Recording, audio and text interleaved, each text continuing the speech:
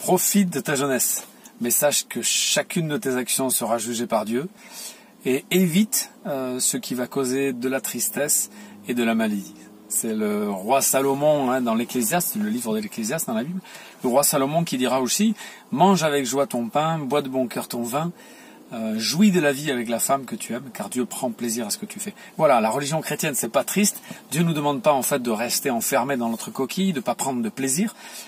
Il évoque clairement le plaisir, avec notamment l'Ecclésiaste, qui a sûrement connu presque tous les plaisirs.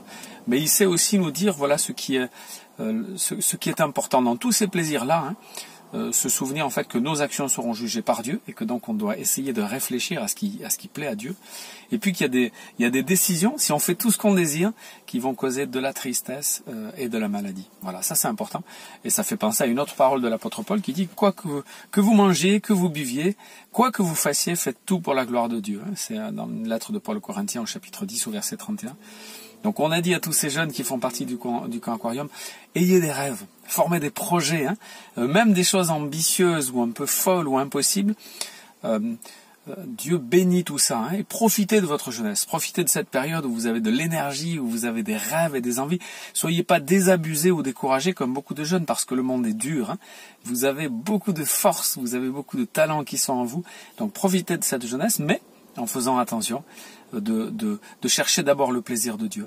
Vous pouvez faire une liste de tout ce que vous avez envie de faire et à côté vous faites la liste de ce qui va vraiment plaire à Dieu et ensuite vous faites la liste des moyens que vous allez mettre en place pour réaliser tous ces objectifs et tous ces rêves et tous ces projets.